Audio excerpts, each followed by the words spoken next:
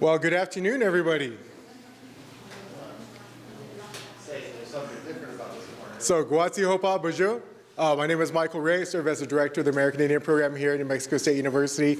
We want to welcome our guests from Dineh and Company as they come and talk about the opportunities they've had through their business, I don't want to say business journey, entrepreneurial journey that they're continually to be on.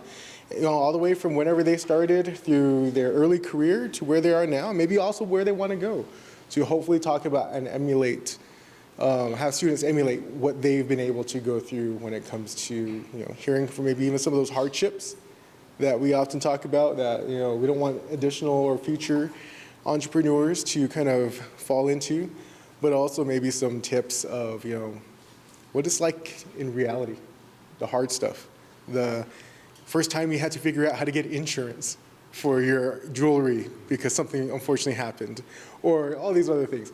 So we just welcome everybody. As we mentioned before, there is food out there, so definitely grab some food. There's a sign-in sheet. We definitely want to thank Dr. Bedoni from the Native American Studies Department through our Borderland Ethnic Studies program for helping out, and also Safira and Gabe Garner from the Half Breeds podcast for initiating this conversation and bringing out our guests.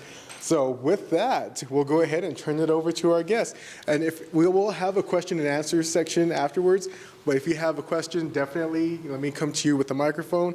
This is not necessarily for speakers, but this is for recording processes. So we are definitely recording as we want to include our global students who are part of our NMSU Global, and any of those students who were not able to attend in person. We will be having this on demand on our YouTube channel as a part of our Indigenous Creators Series. So without any ado, the Dineh and Company. Thank you very much, Michael, for that great and warm introduction. Thank you so much for inviting us. My name is Marco Arviso, and I just wanted to, first of all, start out and say thank you very much and give a sincere, heartfelt gratitude. Felt saying just thank you for treating us so well, treating us, feeding us. I know all of you people who are in the global business or the global audience. We're having Rudy's here, barbecue, so yeah, there's definitely, they're treating us very well. And I just wanted to say thank you to the Half Breeds podcast, Gabe and Sapphire, and then also just the Student Center here, the American Indian Student Center.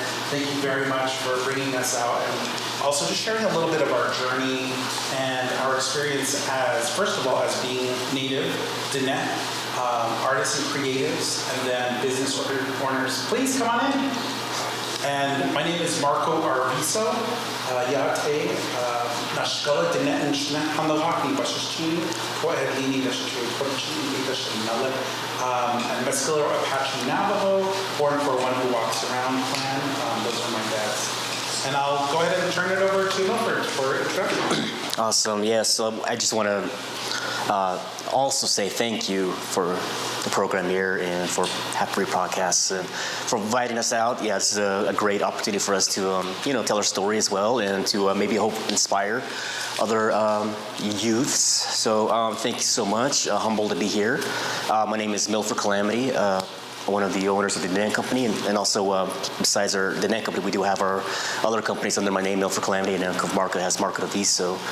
My clan is my Dishkijni, born for Kia Ani, and my Chase Lizard, and then she is my Nolly, so that's where I come from. I come from Steamboat, Arizona, between Steamboat and Ganado. That's where I'm from originally, but currently I live in Albuquerque, so that's where I live at, and back and forth to Santa Fe from there. So, and a lot of shows we do, but that's who I am, and yes, thank you again. Yeah.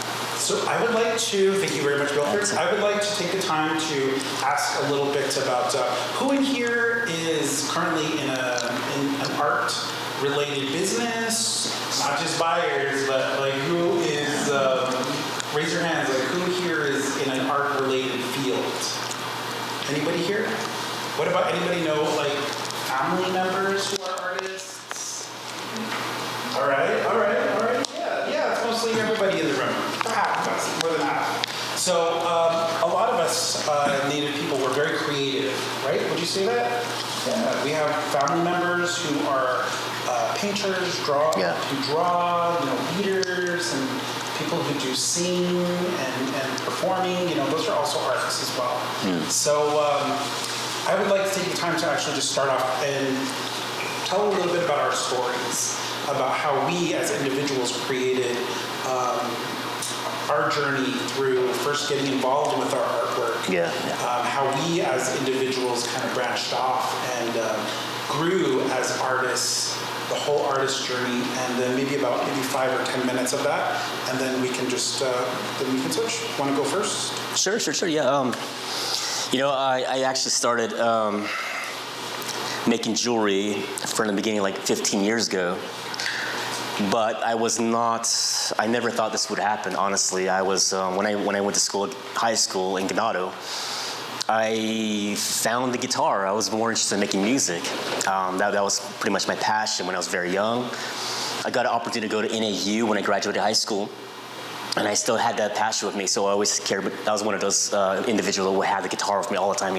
Everywhere I go, restaurants, whatever, I always had the guitar on my back. But yeah, you finish school, then try to do something with it. You write songs, whatever. But sometimes the life will humble you. Working jobs. Some jobs are really can be humbling. It can really and put your mind in perspective. So, but my dad was a drywall taper, so which means I learned that trade really young too. So that's what I did most of the time to pay the bills. So I lived in Phoenix, Flagstaff, Tucson, and back to Phoenix. So I've been doing mostly drywall taping and finishing. Then when the market hit in 2008, that's when all the construction jobs are all done. It was hard to find work. That's when I had to decide, I should just, I love music, go to engineering school. I found a school that's in Mesa. So I took advantage of that, so I just took out a loan and went back to school for audio engineering. And yeah, for 9 months program, and I enjoyed it so much. Yeah, it was my favorite time of the year. When I finished the program, the market was still recovering. So I had to make a decision again, like, should I go forward with it or do something, maybe go take a little more schooling. And that's when I I decided to go back to Flagstaff and went back to NAU, and they still had their metalsmithing program there. So I took advantage of that. I just got on the first semester there. And at the same time, I was working at the same time. So I was working for Bruce Zinke, who was an audio engineer, also electrical engineer, actually. He used to make guitar amps, so I was working for him at the same time. So I was really blessed to have the two things happen at once. But from there, I did it as a hobby. And so I wasn't really serious about it, but I was just kind of picked up as a hobby. But when people start to find out that you do jewelry, then you get friends who want something for gifts for their family. And so I started making gifts for like friends of mine, and then they would, the word would start to get out slowly, and then they want you to make other things too. And then I thought, let's do it part-time. I started doing like flea markets in the beginning. On the back of my car, I just put a blanket on the hood and put a little bit of rings out, and go to Loop, Arizona. Loop, Arizona was they had a flea market on Saturdays. You go to Gallup, that would be a Saturdays too as well, and Tuba City would be a Fridays. Monument Valley would be on Wednesdays, and so you kind of get the days, and then Sundays would be Delcon, actually. Delcon would be on Sundays. So you kind of get the ropes there, and eventually opportunity came up where I had to go. One of my uncles called me up. They needed work up in Fargo, North Dakota, and Minnesota. So there's a union job that opened up, so I had to jump on that because it was like $25 an hour. So I was like, yeah, let's do it. So we went up there. Spent probably like almost a year up there just working, and I just saved all that money. What I was making, I was just saving it. Until the winter time came, I just didn't want to go back because the winter was really harsh in the environment up there. So when we came back, we were supposed to go back to Fargo, and I just decided not to do it anymore. I was like, I'm done. I'm gonna try silversmithing full time. That's all that money I saved. That's when I went and bought turquoise. I took my dad up to Nevada to the Royston turquoise mine, and we spent like $100 a pop. We got a little bag. We gathered as much turquoise as we could, and from there, it kind of just grew every year. But I knew nothing about the business. I was just going fresh in, and pretty much trial and error. So it was a lot of ups and downs, but I gave myself 5 years. I figured in my business mind, I was like, you know what, it should take 5 years to at least get something going, to start breaking even and start seeing something happen. So that's what I did. I gave myself 5 years. I think in my journey, it kind of took three years to see the income to start coming in and to see the benefits of where I wanted to go with it. And every year you just try to get better in voicing and sales and art, all of it. So you're growing every year. So that's where it started from. So I had to, in the beginning, I had to decide if I'm going to do my brand, actually. I was undecided if I was going to use my own name as a personal brand. And so I think at the beginning I was really wanting to maybe use a different name, but because I'm not really comfortable, showing your face out there. So I was like, yeah. So I was thinking about maybe using my personal brand or maybe do a different brand, but I decided my name because I figured I'd just go all in. And yeah, that's where it's at. So every year we got better, and I got better, and that's when you meet people like Marco along the way, and you just kind of stay connected, and then it grows to opportunity like the Dineh and Company, because this is something I would never have thought about back when I first started. Yeah. Well, I think also in creating your name with a name like Calamity, that's just a really catchy, it's a very interesting name. So yeah, that definitely. I think that's what I want to emphasize. The Calamity too. It's such a unique, especially for Navajo people. It's a unique name for Navajos. Yeah. Cool. Well, my journey with art is a little. I'll share with you guys a little bit of my personal growing up on the res. So I grew up in Hunters Point with my parents, my 2 younger brothers, and my sister. And our family was very tight. But I always knew when I was younger I was different. I always knew that there was a little difference with me, and that was because I was gay, and being gay back in the 80s, it really wasn't something that was very embraced. We had the HIV and AIDS epidemic, and I would ask, what happened? Like, why was everybody talking about AIDS? And my mom told me, it's when 2 men are together. And so I didn't know what that meant. I didn't even know what sex meant, So I was really just scared. I was like, oh my God, I'm gonna die, So I really kind of got back, and I started being gay in secret, I would play Barbies in secret. I would make my little Barbies with twigs, and I would have G.I. Joes, and I would make them together. I would build these little forts with moats and with cars and the little. Have you guys done that with the little hogans and building these little villages? Anyway, that's what I did. I think what came out of that was my creativity, my creative process. It really made me think of, oh wow, that's different. I'm gonna try this out, and just having that secret life, I guess. That's kind of how I dealt with it, was using creativity. And I was always creative as a kid. I remember I would get dropped off after school, and my parents would both be working, and I would be outside of the trailer, locked out of the trailer for a few hours. And back then, that's kind of how it was, when we were growing up, we were kind of felt like we're put out on our own. But I remember using, getting little pieces of rocks and then smudging green pigment with leaves. Dog food, I used to use the red part of the dog food and draw pictures and stuff. I used to do these little things that I didn't know it at the time, but would really be a basis of my creativity. So it was really important when I think back to wow, that's how I dealt with stuff. I used my creativity. As I grew up, my parents, they split. That was another trauma that I went through. And I moved to Albuquerque, New Mexico, which is, north of here. And for me, that was just a big culture shock.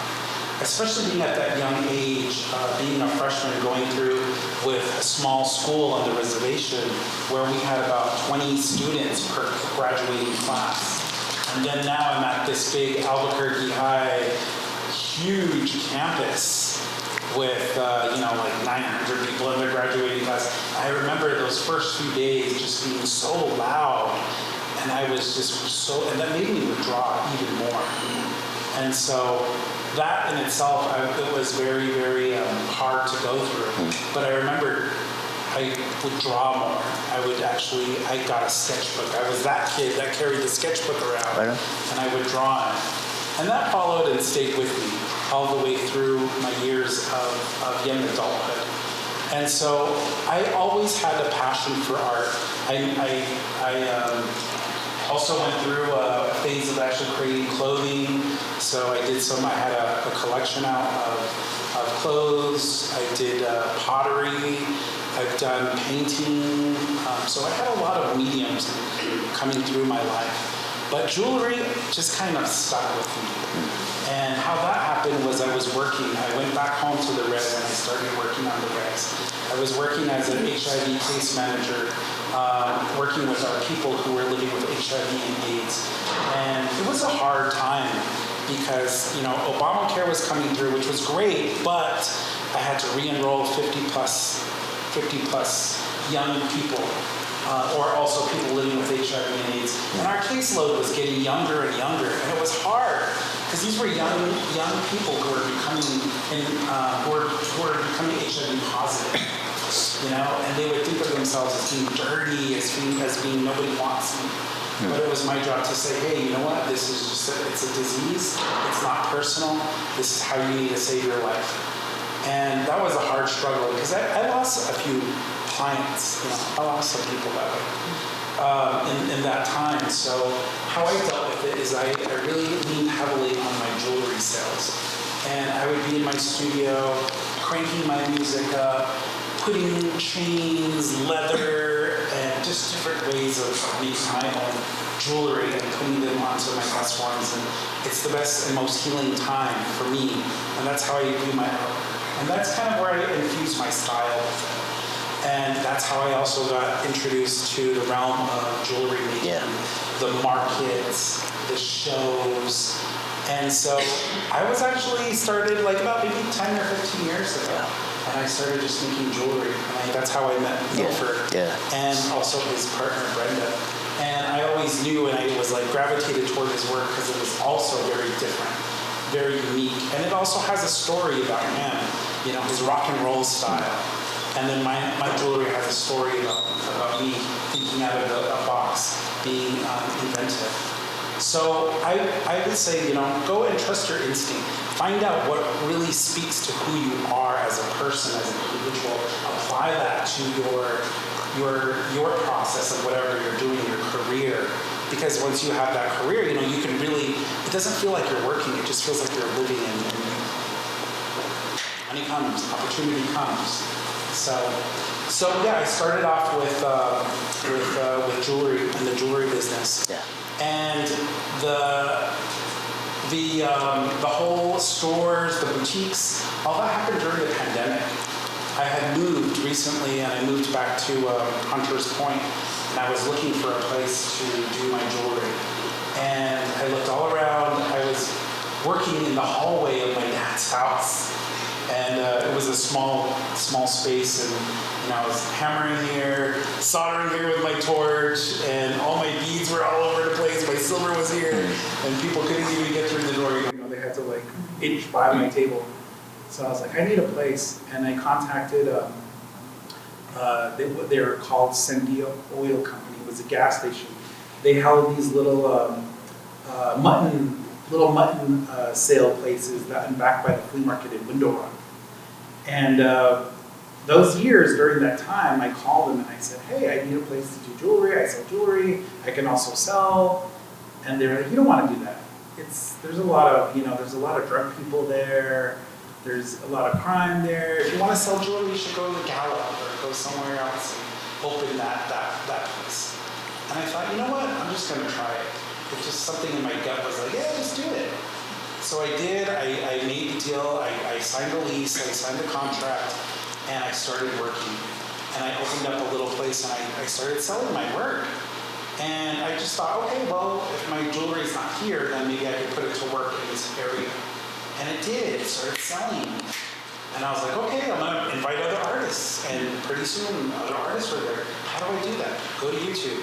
How do I do this? Ask somebody. Ask another person who's doing this before. we're in a time and an age where everything that everybody's done is documented in a process. Yep. Here now, we're doing that now. People are actually doing them on these different apps. It is available. There is a way that we can actually achieve our dreams and our thoughts, and we can make them. So that's what I did, and I started that. I opened my business during the pandemic. It's called Marco Arviso Jewelry, and we have a little boutique. We help about 35 artists that come in. We have a consignment program, a wholesale program, and this also laid the foundation for my other future endeavors, which was when I decided to move to Santa Fe, New Mexico, and open Dineh and Company. Yeah. So Dineh and Company is established in 2024. We are a partnership LLC. This is Prishant Brad. She's a very famous native model, Indigenous model. She just did a campaign for Ralph Lauren with collaboration with Ralph Lauren and glasses. Naomi glasses. So very important collection, very important art. So that's coming out. So using that, we were able to open up our store out in Santa Fe in the plaza, and we have picked up Milford, Calamity, and then also Michael Billy. So we have Michael Billy, myself, Nicholas Jackson, and Milford. So we are all artists. We're an artist-run gallery, and we have 2 locations. So, have any of you guys been to Santa Fe? Yeah. It's like the mecca of Southwestern jewelry, Southwestern art. I mean, this place is amazing. You know, the arts and culture, 353 million in economic activity in Santa Fe. The American Indian, the native market that they have in August, that generates about 160 million. We're talking about a big infrastructure, a big influx of Southwestern art. And a lot of that is represented by who? Whose art? It's our art, yeah, our native. It's native based. We have the Pueblos along the Rio Grande. We have the Navajos, Apaches, we have these are different tribal communities that are there where our art is being sold and it's making a lot of people a lot of money in Santa Fe. Yeah. Yeah, so one of the disheartening things that I saw when we did open up in Santa Fe was that the only place where we saw our native people being in charge of their own artwork was in the Portal, directly in the plaza. And the Portal is where it's a historical place where native people historically sold their work, and they would sit on the ground and they would have their potteries, their jewelry, carvings, and that's still there today. It draws a lot of influx of tourists. They want to see native people selling their work. However, I have a big problem with that because they're sitting on the ground. Right across the street in the plaza, we have non-native people selling their artwork with tables and chairs. Come on, but that's my opinion. Yeah. Same here. I think it's kind of cringy, I know they want to keep the realistic, or they want to make it look like back in the day, right? But we're modern age now, so we have batteries. We can get some nice lighting, nice small little tables. Yeah, and you see the old ladies, the old women, artists, men on their knees when it's like cold, especially in the wintertime. It gets really cold there. It does. I think it's kind of cringy. So yeah, I never done that as an artist, but I do see it. I see it when I walk by. So looking in the plaza, we are Dineh and Company. We're the only native-owned place within the plaza, the historic plaza itself, that sells jewelry and sells the artwork of our own people. So. Yeah. And that's the mall we're at Paso de Luz Shopping Mall, and right there, that's our store right there. Yeah. And then this here is our store inside. It's a small place, but you know what? We pack it full of items. Like I said, we have about 35 plus artists, from paintings to jewelry to soaps, candles, multimedia. Also, candles, paintings, like you said, our work as well. Our work is usually in there as well, and we try to invite all art as well, like friends of ours or. And that's important, is that we actually have a direct connection with our vendors, because we are native. We have done that native art journey. So these are people who are our friends. They're our family. Yeah. You know, they're people who we really have a direct impact. And also, we're impacting their lives. We help supplement their bills. Yeah. We help supplement, what kind of things they need to do it. I mean, they're selling their jewelry.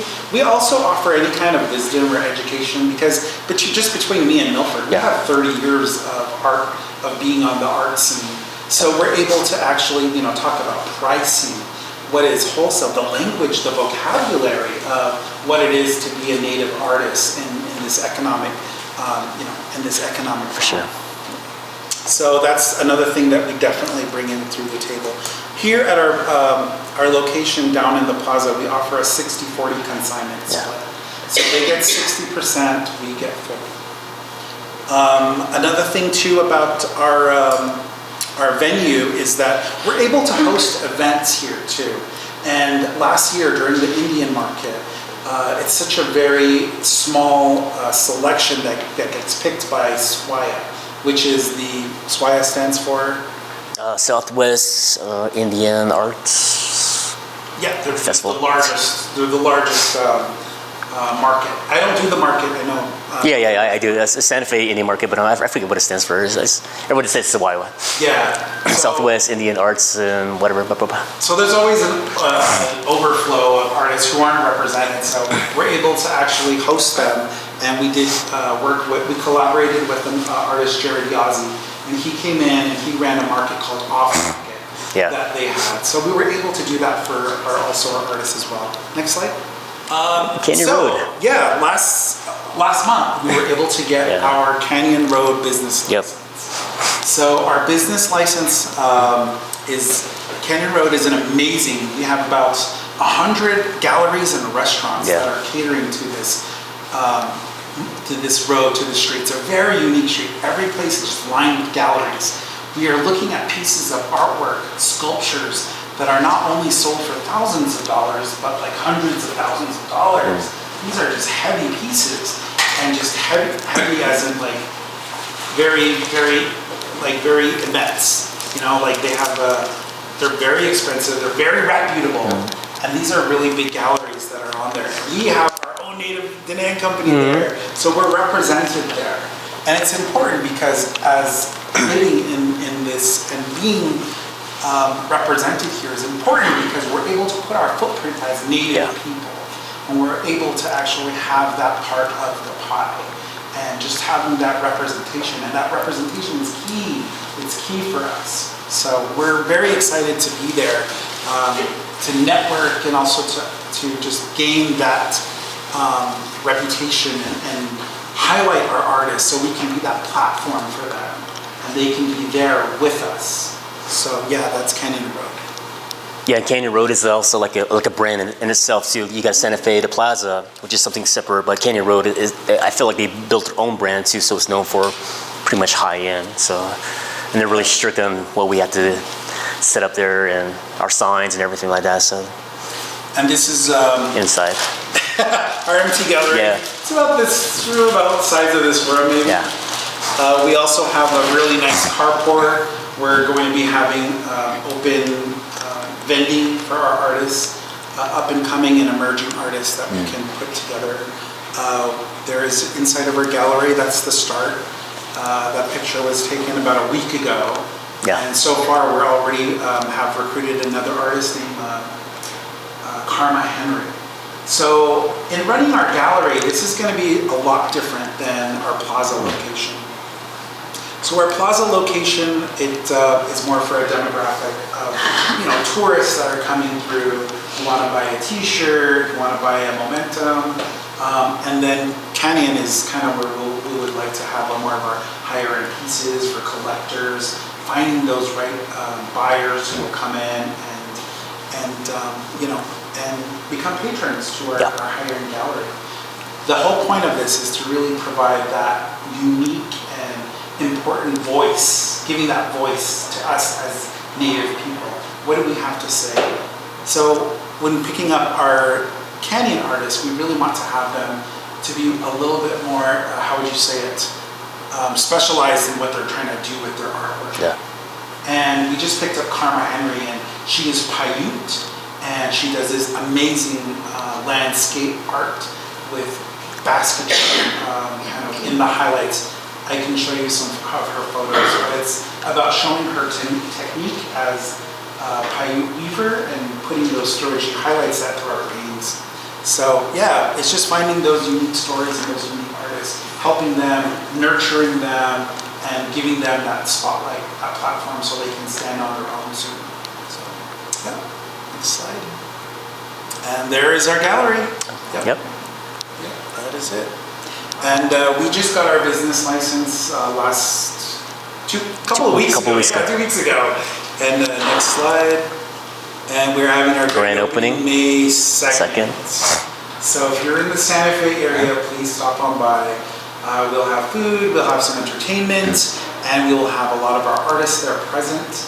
And hopefully we can have a lot of sales and be able to really sustain our work in the gallery business.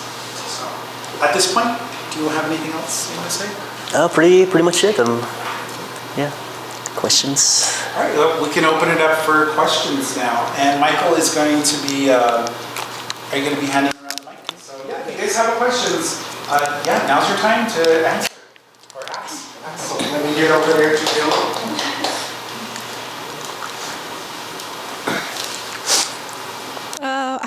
My question is, what is your guys' drive, to make your guys' company from the beginning? What made you, want to do this and then get onto it, kind of like what drives you guys to keep on growing?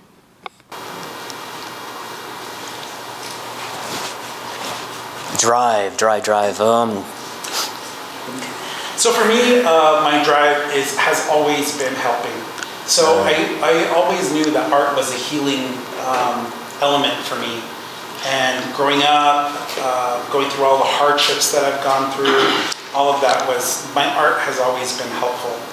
And so that's just in my nature. And also in finding my career. So starting out was an HIV case manager in health education. I always knew I wanted to help. I always knew that my best foot forward was helping people. So I'm just doing it in a way now that's a little different, that also speaks to my way of my creativity and helping artists, because we want to create that, we want to put our foot in the door and say, hey, we're native owned. We want to be there and we want to have other artists come in. Because not everybody's going to be able to, just start off right away. So I wanted to just be that person to put my foot in the door and say, hey, let's stop what's going on right now of the exploitation, and let's really come in as native artists and native business owners, and let's bring other people, because you never know who's going to be behind me. There's another person, another native person who's going to do bigger and brighter and better things. So that's how I look at it. That's kind of the drive that I have. That's a really good question, because for me, sometimes I think, like, what am I doing? Because it can get hard, you have your ups and downs, and you're like, you got to be kind of like insane to like keep going. But I think for me, it's just to see how far I can take it, because I next 2 years not guaranteed, right? I want to see how far I can take the name, the company, the brand, and every year I'm always expecting maybe to fall down.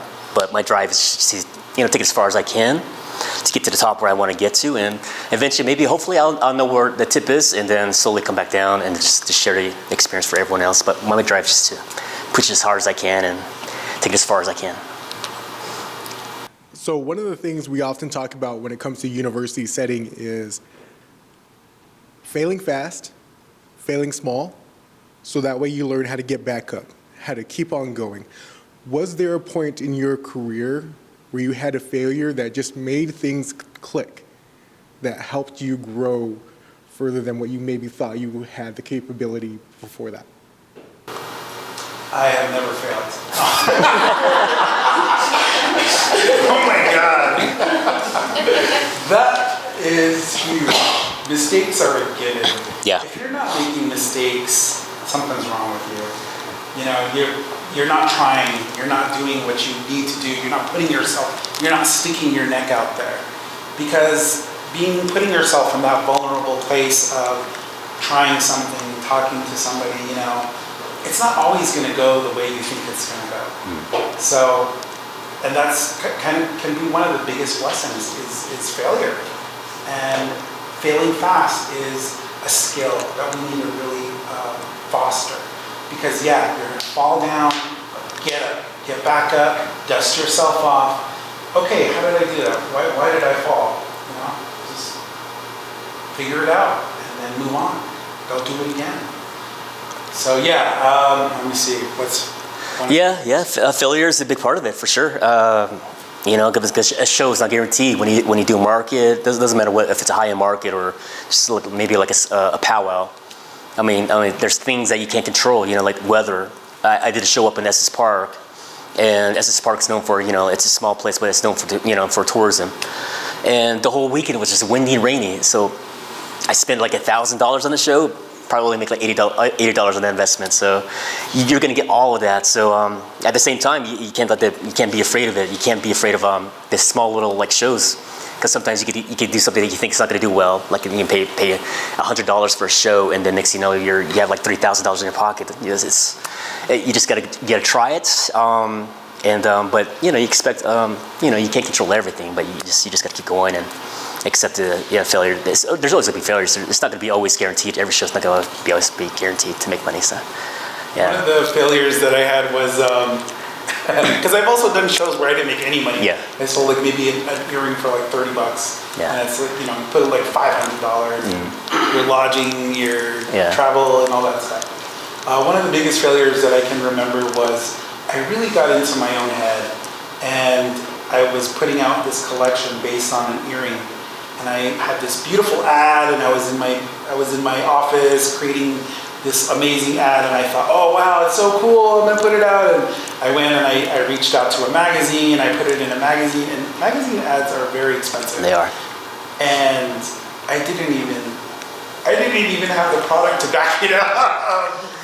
And my website wasn't even ready, and so my beautiful ad came out, and it was just boom. People were calling me and asking me about products, and I was just like, oh, I'm not there, I'm sorry. And that was really embarrassing. And also, it was just a really big failure on my point. So now I always make sure that I have my production in order before I put those things out. You know, I put one, how would you say it? I took a misstep, and I ended up falling on that. So yeah. Absolutely. That was pretty embarrassing.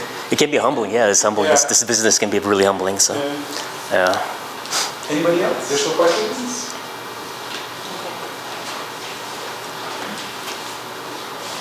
I had a question about pricing. I know, like, I'm a business student, so they talk about like cost of goods. There's formulas for everything to come to like the right numbers. How do you guys? I know you got your time in it. There's turquoise, silver, the precious metals. How do you guys come up with your pricing?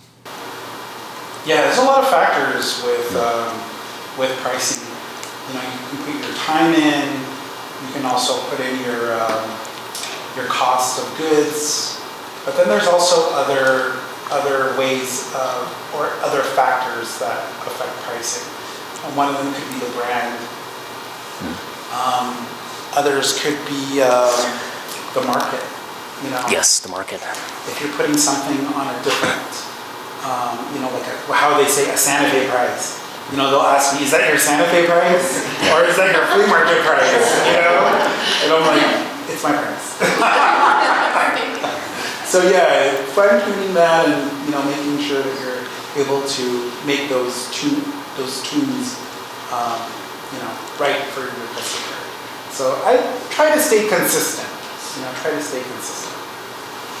I would say, yeah, that's awesome. What Marcus said, exactly what I'm thinking too. But in the beginning, when you're first starting out, right, you're a new artist.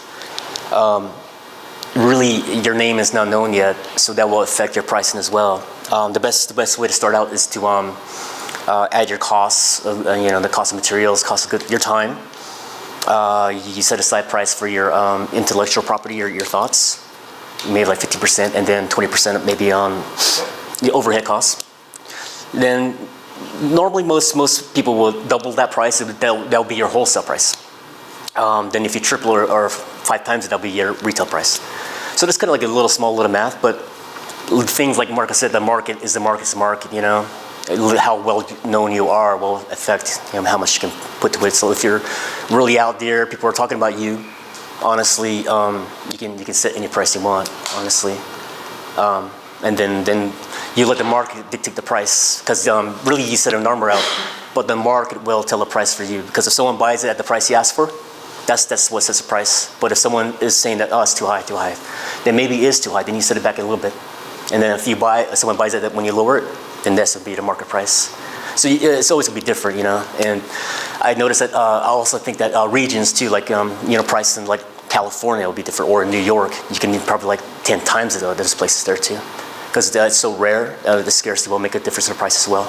But here in the Southwest, we have so many artists here, so that kind of like it's very competitive. So you go to the flea market. That's why the flea market prices are kind of a little lower than what you would see Santa Fe. Things like that, they'll play an effect. But for me, I like to set a price to where I kind of go by what the market says. I'll set a price out, and if someone buys it there, then slowly, and you kind of go up a little bit and see what the market will think about that price. And if it kind of stops, you just go back down. That's going to be your market price for a piece. It's really interesting too. The market is still growing for art. In 2019, the global market was, I think, about 64 billion, and then in 2022, I think it was about 77.8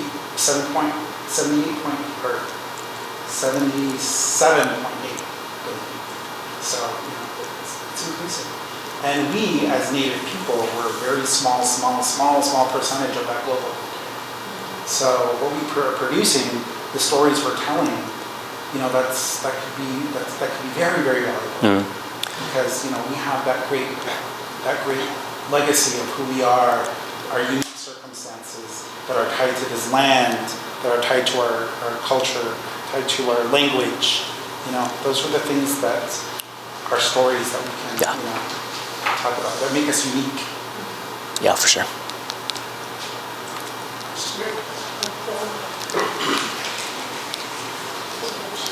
So do you guys have any plans to expand down here to southern New Mexico, or are y'all thinking about it?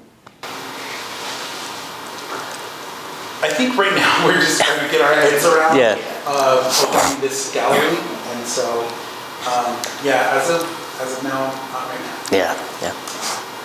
I'm thinking probably if we can get this model correct, I would like to venture to Japan. I'd probably like to think about overseas. So. I have another question. Sitting in a room, there's some students and staff and faculty here. What is something you guys would give, like a piece of advice you'd give students on how your success story, basically? What is something that you would tell us, and like what you learned from, and what helped you succeed, and give it on to us, like a piece of advice? Take your math class seriously. Don't think, oh, math, I'm not going to need math. I hate those little memes about, I don't need algebra, I don't need this. You do. You need your math. You need to learn how to think. You need to learn how to do numbers. If you don't, then there's going to be somebody who does in the room, and they're going to price something for you. You're going to get under pressure, and you're going to say something and give something at a low rate. So know your math. And also learn how to talk to people. Be patient. Learn how to be humble. Know where you come from. I always talk about core values. So for me, I listed all of my core values. Maybe that's something that you can do. Take a few minutes out of your time.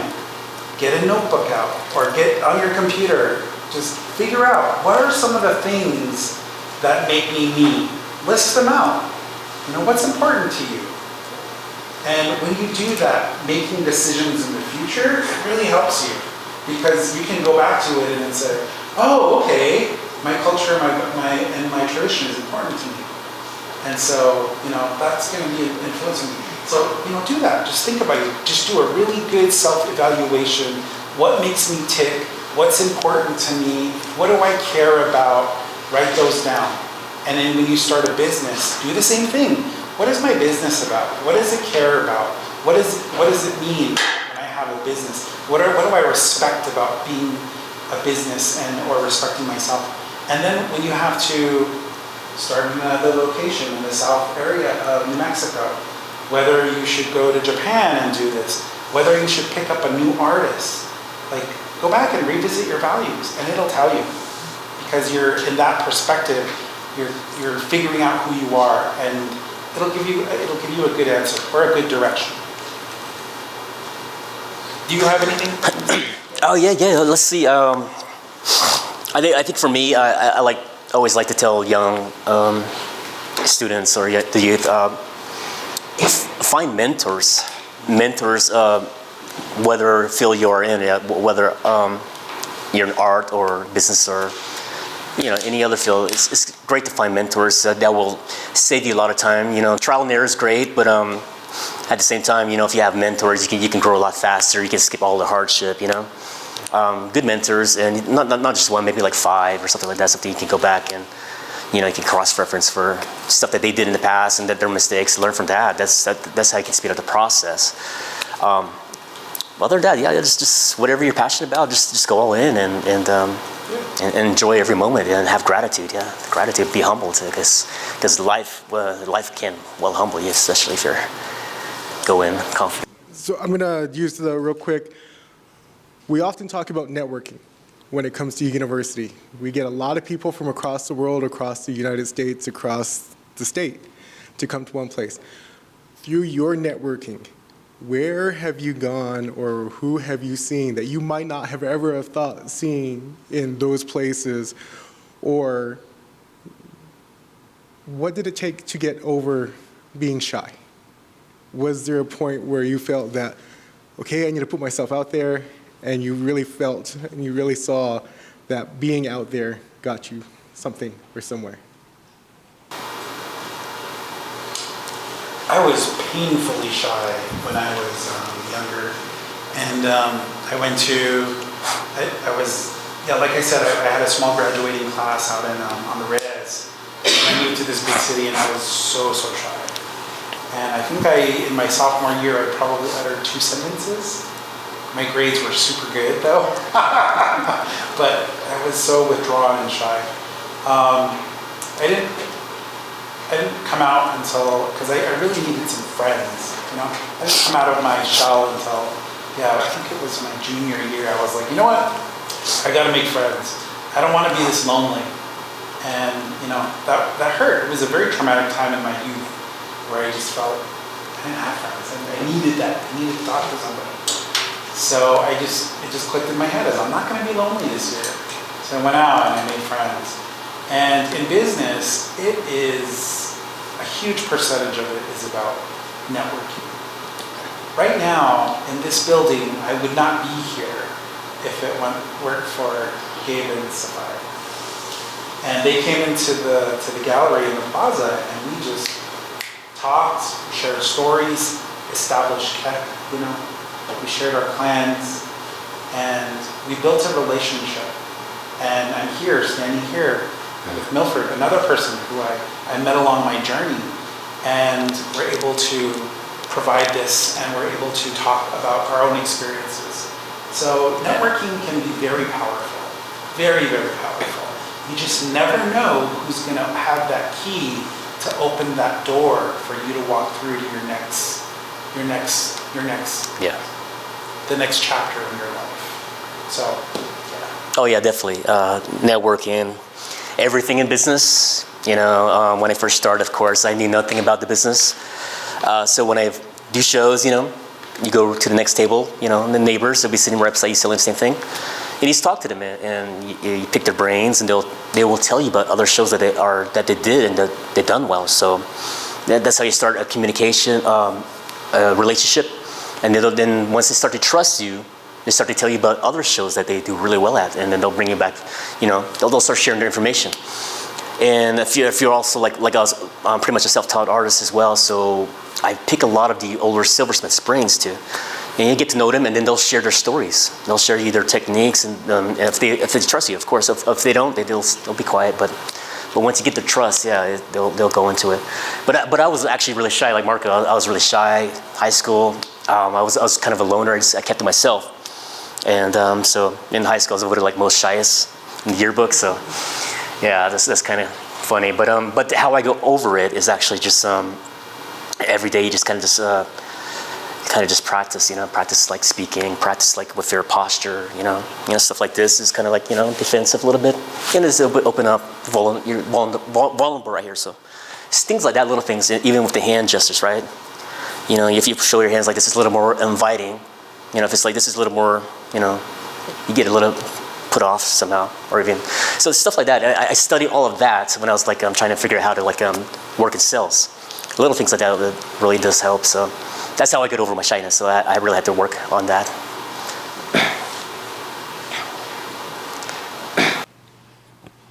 Yeah, I have it's a quick question.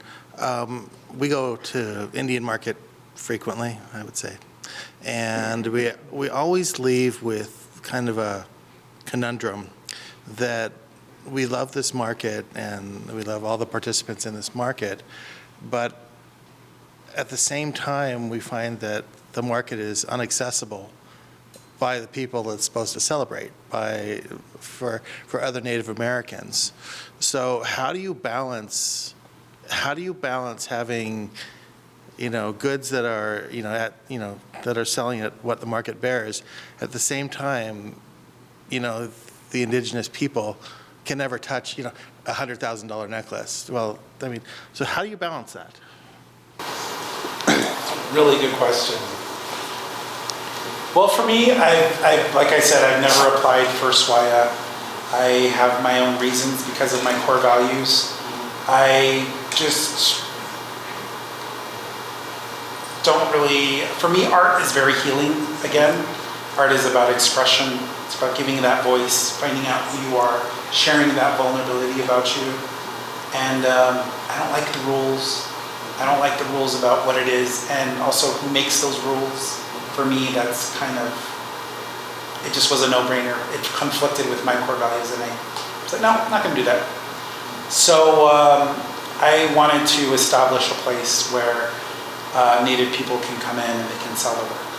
And there's other ways to make it in the art scene, So we can do it. We can pull up our own bootstraps, and we can do that on ourselves. As far as the economic, disproportionate economic scene that we see ourselves in, I can't afford that. Yeah. I can't afford those pieces. Yeah, definitely not. So that's a pretty difficult question. Yeah. And that's right. I do see that. I do that. I do see it. But it's these little things, these little ways that we can put our footprint in the sand. We can put our foot in the door and have that door a little opened, wedged a little bit more and more and more until we're able to, get to that point. And there are some natives who are actually can't afford that. Like Juana Chasing Horse is an amazing, celebrity, and money, and she does great. I don't know what the bank account is, of course, but she's doing working for these amazing designers, pretty mainstream. And there's also Native people who are featured on different shows, like all these different celebrities that are coming out with like Dark Wings, and with all of these different TV shows like Ryan and Goldie, who are creating films. So we're slowly opening up those doors, and I'm just happy they shop with us. So they come in and they're our patrons, So we're able to do that, and hopefully soon we can have more and more people open up the door for more and more people. So yeah, it's slow in its design, but it's on the, at least it's opening up, and that's how we see it, or I see it. Milford, do you have anything to say to that? Swiwa. Yeah, it's, I would say they have a lot of controversy, and that's just one of it too. But one of my mentors, depending on what you want to be as an artist, right? If you want to be well known, make a lot of money, you got to do Swiwa and the two markets every year, because it's where collectors go, people with a lot of money. And so that's so it's very controversial, of course, but depending on where you are as an artist, I guess. But it is one of those shows that if you're looking to be kind of like well known, yeah, you gotta do those shows. Try to get in every year and do it every year. I do know some artists who just make one piece the whole year, and they have that on a table, and they try to sell it, 200,000 or 100,000 or something like that, and that's their year's like wage. So yeah, they go in like that. So, but yeah, Swiwa has its own controversy. You can go really deep on politics on that. So there are people who they sustain their livelihood. yeah. And I think it is their choice, and Yeah. I don't knock them, I don't judge them for it, do it. I just want to show people there's other ways of doing it. There's other ways of being successful. It's not just one way. Yeah. So we're creative, we're thoughtful, we are very resourceful, we're survivors as Native people. We can make our own ways as well. And if you want to do the Swiwa route, do the Swiwa route. Do the best you can with the Swiwa route. Yeah, go for it. There's a lot of success. What's that? We just go to Buffalo Thunder. I do Buffalo Thunder, yes. It's a native-owned show. Yep. I think Cowboy Good job. Christmas is a good one too. Cowboy Christmas is really good. Yeah. And their boots are pretty expensive. That's the only thing. Like, $2,000. Yeah. Like Native American jewelry, but there's no Native American artist buying it. Well, that's actually on our strategic plan. So we'll see you there. As artists taking on a teacher nurturing role to other artists, have you found that has led you to more pathways for inspiration, and how do you make time for your own work? Well, you can directly see that by my collection there. The pieces I create are very limited now. I have, the 3 stores that we're sustaining, and just to be able to create a collection and have it in each place is very difficult. Also managing other artists, inventory, creating just these different ways. And that's how I'm approaching it now, is actually creating ways that I can hand off work. So creating SOPs are going to be very vital. So SOPs are standards of operations. If there's something that you do, you can create a list, you can create a guideline for somebody to help you do that. And they can do it just exactly how you want it done, whether it be staging your jewelry, whether it be opening up the store, creating labels, anything like that. You can create an SOP so it's you on paper so they can refer to it. And that's how I'm really trying to lean heavily on that, so I can have time for my own creative self. Yeah. But yeah, it's really hard. Yeah. Do you want to say anything? Sorry, repeat again? As an artist, taking on a teacher nurturer role to other artists, have you found it lead to creativity pathways that are not just your own artwork, or how do you make time for your own? Oh, for my work, yes. And how has it affected your work? Right now I do. I really don't have time to really teach in person, but I'm able to have like a couple of apprentices that come in that I'm teaching, and they help me make some inventory. So especially because last year I was doing a show every weekend, so I needed production to come up. So I've been kind of teaching a couple of my family members to help me out. It does push me though, because payroll, you got to really keep going. And for me, when I design, it's hard for me to do the same old thing over and over. So it pushes me to probably maybe push myself to like kind of expand a little more on design-wise. And but yeah, teaching something I don't mind doing, honestly. I do share a lot of my reels on Instagram, so you can, if you follow me, you can see that I post a lot of like sand cast techniques and or designs I've done in the past. I'll just show a little bit of what I do, and you can, hopefully somebody can just watch it and pick it up right away and be inspired and take it wherever they want to take it. Yeah. I think that's also something very interesting that leads to something that I've always thought about, and that is we hear a lot of people say everything is completely handmade by me. I don't get any help. I stay up all night. I work on all these pieces. I'm the only one that does it. And I kind of think, how are you making time for yourself? Yeah. How are you having the peace of mind? I think that is kind of a colonizer kind of approach to it. And I'm like, where did you learn that? Who told you that? Because you're not going to make the next level. You're not going to ever get rid of the middleman if you have that.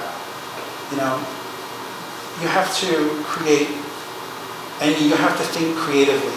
How are you going to be able to hand off processes? Because your time is really one of the biggest and most valuable and precious things that you have. And if you can think of creative processes that you can share, you can, what's the word? You can give the task to another person, and figure out how you want it to be done. And like the buffing process, or cutting the silver, or soldering joints, things like that. I've done that in the past, and I think for me, it's about how, I don't look at it as like, oh, I'm creating assembly work, which is fine, I don't care. I mean, whatever people think about me, that's not my business. But for me, I'm offering jobs to somebody who has a family, and they want to buy shoes for their kid for football season. I'm giving somebody some work, some time, helping them put down money for a vehicle, And so I see it that way. My perspective is that way. And with their help, I'm able to go higher, higher, higher.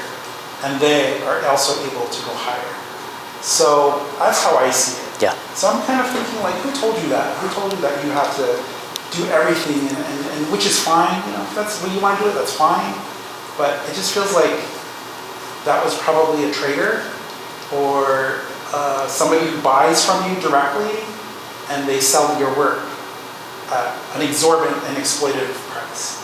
So I kind of think of it like in that kind of realm, and I might be unpopular for that, but like I said, people's opinions of me are not my business. My business is creating a platform for Native people to sell their work. It's a great way of looking at it when it comes to becoming a force multiplier for the community, when it comes to creating those types of jobs of buffing or through that process of going through that. But on that, at what point in your career did you finally realize that you need to take some time for yourself when it comes to what kind of self-care do you do, or did the art come out of self-care and has now become the business that you need to now find self-care to do elsewhere? Totally. Yeah, that definitely follows that realm. For me, I've also had issues with mental health. And I had, pure OCD, rumination, and, when bad things happen, sometimes I will actually think of the worst thing that would happen, and I almost make myself believe that happened. And it's a very, very hurtful and very painful thing. And, I had counseling, went to counseling, I almost got on medication, but what really helped me was peyote, Shema Azeh, the medicine, and the prayers, the family, traditional healing, sweat, a lot of those things help put my mind back in order. And for me, having to take care of having to not really put too many stressors on my life, I've always created that as a habit and as a core value for myself. So I always make time for myself. I always do that. And maybe that's why I'm okay with handing off projects and delegating. That was the word I was trying to find. Delegate, yeah. Delegating. Because for me, I'm important. I'm the one experiencing what I hear. And I don't want to just do everything and run myself into the ground. You know, I have a long life to live in front of me, and I want to enjoy it. You know, I want to enjoy it. So, yeah. Yeah, I think that's something I'm missing on my part, self-care. Because I grind every day, 7 days a week. And the only time I take time off is when I kind of, when you get kind of sick, or then you have no choice but to rest up. But yeah, no, eventually I like to just slow down a little bit, but at the moment I'm just going because, every day it's a chance to, you get expenses and you get payroll and there's shows that come out right away, and then you got to stock the stores and yeah, all of it. So I'm just maybe a workaholic a little bit. So I'm just going. So, but that's something I do have to work on myself too, because I do need to take time and just work out. That's something I used to love to do when I first started, was work out every day, run. But I noticed that the last couple of year, actually, I just kind of been just focusing more on shows. So, but that's yeah. So the Dineh and Company coming up, yeah, that kind of put a little more on there. So yeah, it is a challenge, because you just going every day, you can forget to you visit mom and dad, back at home, or visit the res, or take time for go to Gallup Flea Market and get a munch sandwich. You kind of lose track of those things, Yeah. So yeah, I still have work on that. So. Long way to go. So. Yeah. Any other questions? Hi, this is Milford's wife. Just kind of want to elaborate more on tools that you can use as an upcoming artist, whether you're a jeweler or a painter. Milford, social media cannot social media is so important. I know people have their own feelings about that, and we respect that. But during COVID, social media is how Milford fed himself, how he was able to keep himself in business. During the past 2 years, Milford has really began to push his social media platform. Social media is free. So if you're an upcoming artist, you want to get your work out there, your name out there, I suggest using social media. Milford started Monday Mornings with Milford about 3 or 4 months ago. And he's always wanted to do maybe a podcast, but one night we're like, we should start Monday Mornings with Milford, kind of rolls off the tongue. And the whole premise behind that was he wanted to share his story with others. He wanted to share it with other artists. So if you go into his stories, he'll talk one day about how he got all of his tools. Milford doesn't buy anything new. He shops at Goodwill for his clothes, even his tools. He'll go to Goodwill, he'll go to a flea market, he'll make his own tools. So you don't necessarily have to spend big money to become a jeweler. You just know the secrets. He goes to pawn shops. Also sharing the process of him cutting stones, the cabochons, soldering stuff. And we've gotten a lot of positive feedback because a lot of his followers will say, oh, well, my grandpa or so-and-so never taught me how to do this. Thank you for sharing that with me. Also with a lot of artists, you see kind of gatekeepers, they're not wanting to show their processes or their secrets, which is fine. But again, we've gotten a lot of good feedback. Oh, thank you for sharing your story with me. Thank you for helping me, because I've never been able to find another native jeweler who has shared this much with us. And if you go to Milford's Instagram, you'll see he does make mistakes, whether he's cutting a stone and he cracks it. That's how you learn. And he still cracks stones to this day. And even when he's doing sand casting, the casts don't fill all the way. But again, the premise behind him pushing social media and sharing his stories on Instagram is to educate people about art. And you make a $10,000 piece, and if you're going to invest in that $10,000 piece, you're going to want to know the process behind it. You're going to want to know how the stones were cut. What kind of stone was it? Did you burn yourself? Did you cut your hand, blood, sweat, and tears? So social media, I really cannot. It's so important. So if you want to become, make yourself known, social media is definitely very important. I'm glad you mentioned that because that's where I found you is on social media. And that's why I'm stalking you and I came over here to see you. I had just sent you an email about my son going in the FFA and wanting to start on sand casting. And he responded. But I learned everything from watching your social media and seeing what you have done. So it's great that you continue doing that because I learned quite a bit as I'm going. But one of the things that kind of catches me is like when you all are creating your jewelry, your pieces and everything, how in the heck do you guys figure out how you're going to put that stone and the patterns and all that? Because I'm like, gosh, I got it right down, and I'm over here cutting some piece over here, a slab. Like, that looks like shit, you know? So how do y'all figure that out? For me, I like to start with the turquoise. I'll shape the turquoise. Maybe spend a day, maybe half a day just cutting turquoise out, playing with shapes. Most of the time, I don't even know what I'm gonna make yet, but when I lay it all out, then I'll maybe set myself aside and just think about it, maybe smoke a mountain smoke and just clear my mind. And then next you know what, okay, I can see a ring, I can see a bracelet, I can see some earrings, and then I'll kind of set it aside and you kind of play with shape a little bit too. What I look for is like kind of like balance, you know, you want it to look a little different, but at the same time balance at the same time. So if the stone is set on one side, you want the other side to be a little more heavy so it can sit in, you know, stuff like that I think about. But it really starts with the stones, though, for me. I set it aside, and then I can kind of play with different ideas. For me, it's about balance. I think a lot of my pieces are very symmetrical. Yeah. But then again, I mean, I have some stones that I'm holding on to. I don't know why.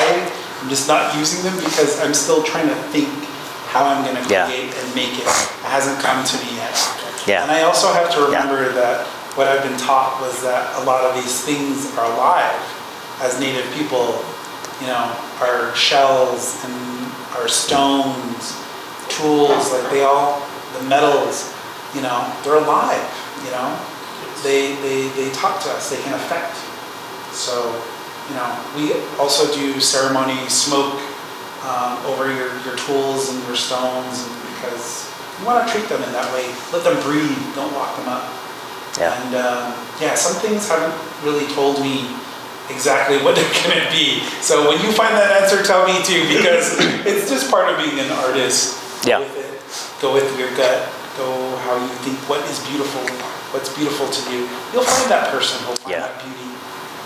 And that's true too, because I do have stones that I have set aside. I have no idea what I'm gonna do with it yet too. It is like that, yeah. You have like materials you just saving for the right moment, you know. Yeah. And sometimes the mistakes are so pretty. You gotta be patient with yourself as well. Yeah. Because as you were mentioning, it's like, let it come to you. Yeah. And that's what I see like in the pieces like turquoise or any jaspers that I work with, or I just look at, I just like to rock out. So I find things and I'm like, it speaks, you know, it does say something. Yeah. It's awesome.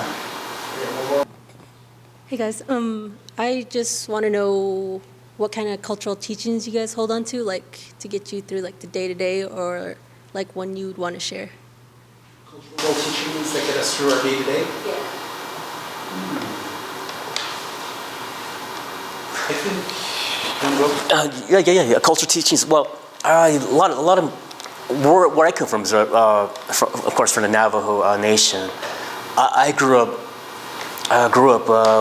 with pretty much all three, like NAC church, and then my dad's side of the family were very Christian, and then on my mom's side they're very Navajo traditional. So I kind of have a little bit of all three that I kind of like go by, and my dad's kind of the same way too. So I get a lot of my inspiration from like how my dad talks, you know. So we kind of have a little blending of all the teachings, you know, like corn pollen prayers in the morning, but I use all of that, you know. Just get up early in the morning. Shundines are there watching us, so we just have thanks every day. And then there's the mountains, you know. We drive by Mount Taylor all the time. That's a sacred mountain. You get to say thank you, and maybe a little smoke and say thank you to the mountain too. And then the river too, of course. But for me, it's more like that. I kind of use it every day. Yeah. It keeps it going. Mountain smoke, especially. I smoke that to clear my brains. You know, keep my mind like being negative and stuff like that. I try to smoke that to get my good thoughts in. I think the traditional cultural teaching that's really helped me is kind of that white dawn, the early dawn. You know, you can make your prayers and you can say that, but I've been dealing with a lot of grief lately, of dealing with passing. And I always think that that person, because I've always been taught that that dawn is where our, you know, the Dineh, or for us Navajos, I'm not sure if you're Navajo. Okay, so, you know, when that comes up, the holy ones are there, and they are representative of our past, you know, elders, and grandmothers, and they're there still guiding us, you know, they're still there, and they want the best for us because their prayers were us living a life and carrying on. So I think of that, and that helps me every day because, you know, they're still here, you know. So that's kind of where that really helps me out. And, you know, sometimes I'll call on the ancestors if I need like a prayer, direction, or some kind of healing. So we are coming up to 1 o'clock, now 1:04, so thank you everybody for coming on out. They will definitely be here for a while, you know, talking, but also they have some wonderful pieces out for sale, so definitely if you feel so inclined to and definitely see something that catches your eye, please definitely talk to the artist. Again, this is one of the times you get to talk to the artists, the people who made them. As was mentioned before, have the story told of what was that? What was the inspiration? Yeah, I just felt like making a ring. Felt like making a bracelet. But also, again, we just thank you to both Milford and Marco for coming on down to Las Cruces, for the gardeners, for having them come on down, making that initial conversation as we talked about when it comes to the networking of things, but also thanking Dr. Bedoni from the Native American Studies program for hosting when it comes to some of the things that have been hosted. Again, all of these are collaborative efforts. You know, we all talk to one another when it comes to bringing everybody together here, so we just have a lot of thanks to give when it comes to all of the people that have been here to create this event. So definitely we thank you all for coming. Thank you all for our digital audience who are here, and we look forward to seeing you all again here at the American Indian Student for our next event. We'll see you all.